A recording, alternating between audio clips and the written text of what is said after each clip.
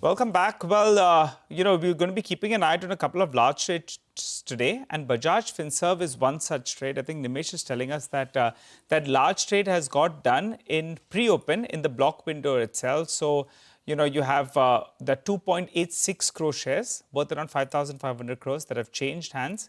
I'll tell you what, the shots in the system will have to run for cover. The last few days, if you take a look at the last 5 days itself, the stock is down close to 5%. So it's underperformed the headline index. There is good open interest built up on the call side, and there are some shots in the system as well. And since this has happened in the pre-open, I think they'll have to scamper for cover. That said, let's get in Sid Khemka. Hi Sid, large trade taking place on Bajaj Finserv. It's underperformed the last few trading sessions. Any view on the stock? Yeah, good morning, Nigel. Glad to be on the show. So I think if you look at Bajaj Finserv as well as the underlying Bajaj Finance, we are positive on the entire space. If you look at the consumer lending, we are expecting the growth to pick up in FY26. And in the insurance, general insurance space as well, a lot of traction is now being visible. So I think today's block definitely an overhang in the last few days, but makes a point to look at it from a positive perspective.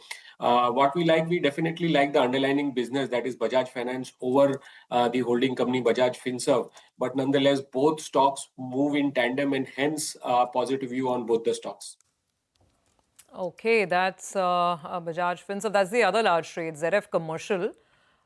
There also, we've seen, I think, it was supposed to be about 3% equity. Let's see what the final numbers look like. Siddharth, hi, morning. So there's just too many moving parts for markets. Tell us anything specific that kind of, any ideas that stand out for you. Earnings season is over, behind us. Give us one or two, clear conviction buys that you have at this point. Definitely. Morning, Surabhi. So if you look at a lot of moving parts in the market, again, from the general insurance space, the one specific sub-segment is the health insurance space that have clearly came out strongly in the last few quarters. We are seeing, so we recently initiated coverage on Niva Bupa Health Insurance. It's the third largest health insurance company player in India. Very strong Q4 numbers. Gross written premium increased by 18%. Net earned premium was up 25%. So overall, we are seeing very strong growth. We are also seeing expansion in terms of margins. That is expected to continue to grow. The global partner Bupa, that is a big player in both technology-driven processes as well as a large player in the health insurance space. So Niva is definitely benefiting out of its partnership with Bupa, getting the business driven by a digital basis. What we are also expecting is a very strong 30% earnings growth over the next few years, and that should drive valuations, which looks comfortable. We are positive on the entire health insurance space, where Niva Bupa clearly comes out in the mid-cap space. So we have a buy rating and a target price of 100 on Niva Bupa. Okay, that's Niva Bupa. That's one of the stocks that you like. Got that sense. I mean, since we're discussing financials, we discussed Bajaj Finance and Finserv. Overall, it's the policy, Siddharth.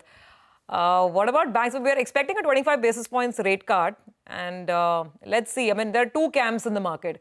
One feels that margins will be under a little bit of pressure in the near term. The other feels that at least this will kickstart credit growth in a bigger way. Which camp are you in? And what do you like in banks? Yes. So again, we are in the camp of 25 basis points hike in this time. Hike, cut. Say it can't be a hike.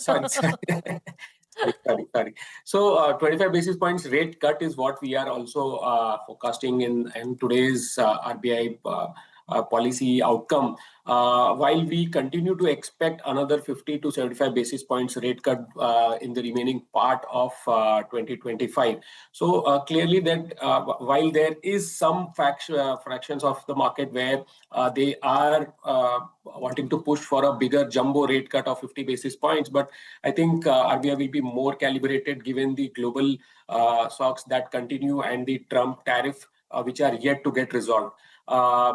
Within the banks, what we like, ICICI Bank is our preferred pick, consistently delivered in terms of growth, not only in terms of credit growth, but deposit growth as well as strong earnings.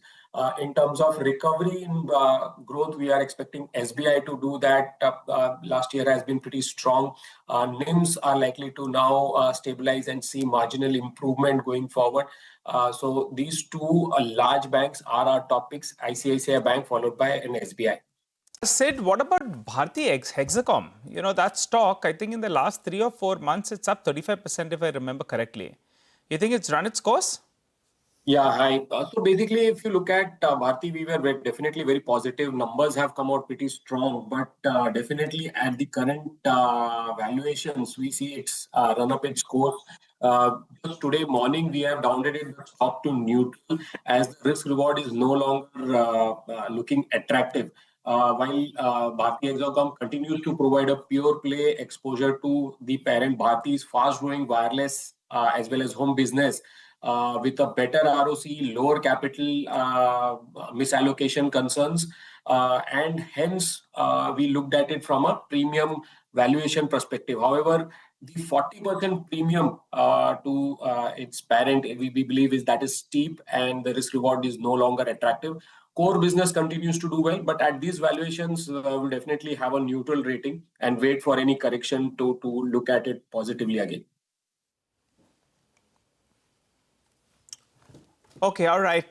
Thanks a lot, Sid, for joining in. So you believe that it's run its course post the big run that we've had in the last few trading sessions. Thanks a lot, Sid. Wishing you a good Friday ahead.